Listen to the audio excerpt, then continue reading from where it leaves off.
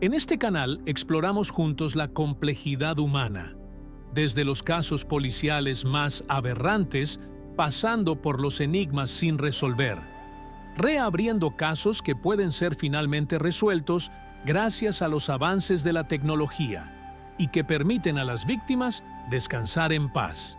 Los invitamos a seguir conectados y a acompañarnos en este viaje diario a los misterios más escalofriantes. Bienvenidos a nuestra inmersión de hoy. Preparaos porque vamos a adentrarnos en una historia que os va a helar la sangre, un caso que ha marcado a Colombia para siempre. Sin duda. Vamos a explorar la vida de Luis Alfredo Garavito, La bestia. un asesino en serie que aterrorizó al país con la crueldad de sus crímenes. Vamos a intentar desentrañar las claves de esta mente torturada Eso.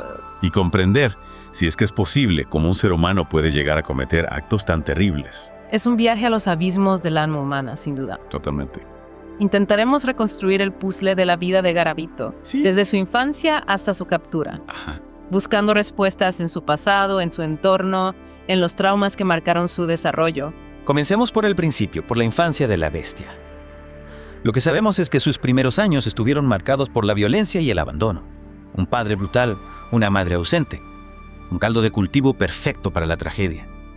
Imaginar la escena. Un niño atado a un árbol recibiendo golpes con un machete. Esos episodios de violencia extrema, sufridos en una edad tan temprana, dejan cicatrices imborrables. No solo físicas, sino también emocionales. Claro. El impacto psicológico de un trauma así puede ser devastador, especialmente en la formación de la personalidad. Y en el caso de Garavito, a la violencia física se sumaban las acusaciones de abuso sexual por parte de un vecino. Madre mía. Vergüenza, rabia, deseos de venganza.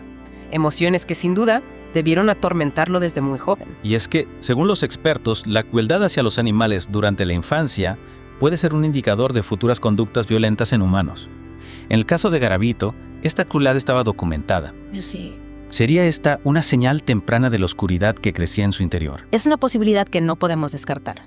La incapacidad para empatizar con el sufrimiento, la falta de remordimientos, la búsqueda de satisfacción en el dolor ajeno, son rasgos que se pueden manifestar desde la infancia.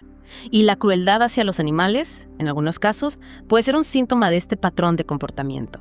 Su adolescencia no fue mucho mejor. Expulsado de su casa, con problemas de alcohol, incapaz de establecer relaciones estables con mujeres, Garavito se fue convirtiendo en un ser solitario, carcomido por la frustración y el resentimiento. Es una espiral descendente, sin duda. Y lo que es aún más escalofriante es que durante esta etapa ya se registran sus primeras agresiones a niños. La violencia, la desviación sexual iban en aumento, como un eco siniestro de los traumas que había sufrido. En este punto ya podemos vislumbrar la construcción del monstruo, la violencia que sufrió, la falta de afecto, el abuso sexual. ¿Hasta qué punto estos factores determinaron el destino de Garavito? Era inevitable que se convirtiera en la bestia. Es una pregunta compleja que intentaremos responder a medida que profundicemos en su historia. Lo que está claro es que su infancia y adolescencia fueron un campo abonado para la semilla del mal, Desde luego. un caldo de cultivo Sí. para la tragedia. Totalmente. En la próxima parte de nuestra inmersión, analizaremos en detalle el modus operandi de la bestia, la mecánica de sus terribles crímenes y cómo este depredador logró eludir a la justicia durante tanto tiempo. Un viaje al corazón de la oscuridad que nos ayudará a comprender mejor la mente de un asesino en serie. Sin duda. Retomamos nuestra inversión en la mente de Garavito, adentrándonos ahora en el horror de sus crímenes. ¿Oh, sí? Lo que llama la atención al analizar su modus operandi Ah, es la precisión, la frialdad con la que seleccionaba a sus víctimas y las sometía a un ritual macabro que se repetía una y otra vez. es escalofriante pensar en la forma en que Garavito elegía a sus víctimas, casi siempre niños vulnerables a los que engañaba con falsas promesas, para llevarlos a lugares apartados donde nadie pudiera oír sus gritos. ¿Cómo es posible que nadie sospechara durante tanto tiempo? Garavito se movía como un fantasma, aprovechando la pobreza, el abandono y la falta de control en algunas zonas rurales de Colombia. Se ganaba la confianza de los niños. Se presentaba como una figura amigable Claro.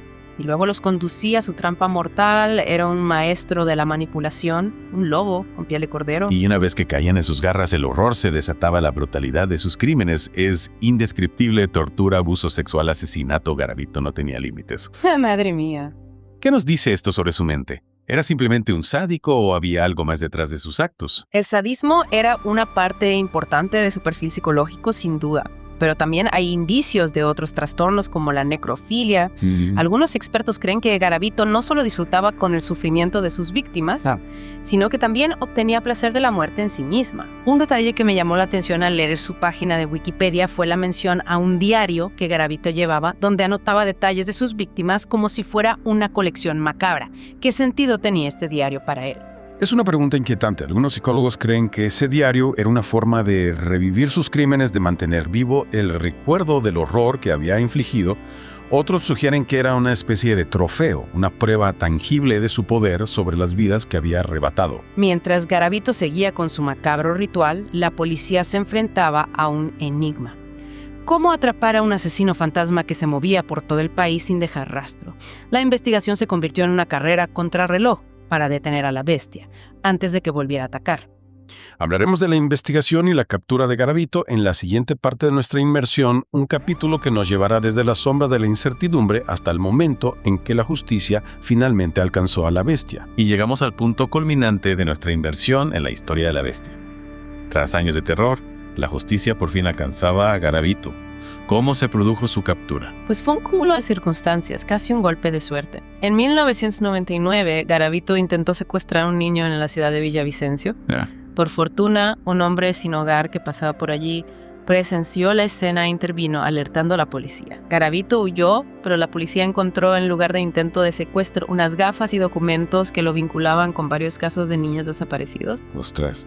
Se había iniciado la cuenta atrás para la bestia. Lo que siguió fue una persecución a nivel nacional. Exacto. Las autoridades, con la ayuda del Citratos Robot y la información aportada por testigos, lograron identificar a Garavito, que en un principio intentó despistar a la policía dando un nombre falso: Bonifacio Morera Liscano. Sí, pero las pruebas contra él eran abrumadoras. Durante los registros en diferentes lugares que Garavito había frecuentado, se encontraron pruebas escalofriantes. Ropa de las víctimas, fotografías e incluso el famoso diario donde anotaba con macabra precisión los detalles de sus crímenes. El descubrimiento de los cuerpos enterrados en fosas comunes a lo largo y ancho de Colombia fue un golpe devastador para el país. La magnitud de los crímenes de Garavito, el número de víctimas, la crueldad de sus actos, el horror superaba cualquier ficción. La sociedad colombiana quedó traumatizada. La imagen de la bestia se convirtió en la encarnación del mal, en un símbolo del horror que acechaba en las sombras. Tras su captura, Garavito fue sometido a una evaluación psicológica. El diagnóstico fue contundente: trastorno de personalidad antisocial, con rasgos de sadismo y necrofilia. Un cóctel explosivo que explicaba en parte la frialdad y la brutalidad de sus actos. Pero el diagnóstico psicológico no era suficiente para comprender la complejidad del caso. ¿Qué ha llevado a Garavito a convertirse en un monstruo? Era la violencia de su infancia, el abuso sexual que sufrió, una predisposición genética. Las respuestas, como suele suceder en estos casos, son complejas y multifactoriales. Y a la complejidad del caso se sumó la polémica generada por las propias declaraciones de Garavito. En una entrevista concedida al periodista Pirri en 2006, Garavito negó haber violado a sus víctimas, atribuyendo sus crímenes a la influencia del diablo. Sus palabras generaron indignación y rechazo en la sociedad colombiana.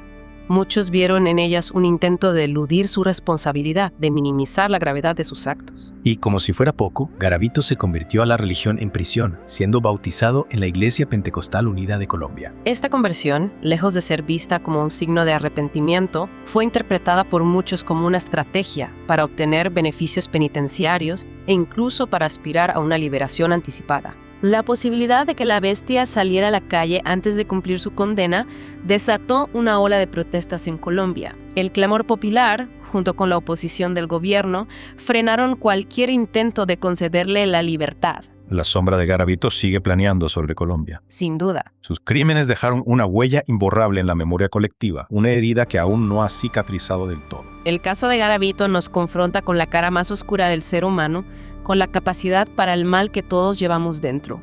Nos obliga a reflexionar sobre los factores que pueden convertir a una persona en un monstruo y nos recuerda la importancia de proteger a los más vulnerables de la depredación. Y con esa reflexión, inquietante pero necesaria, cerramos nuestra inmersión en la historia de Luis Alfredo Garavito, la bestia.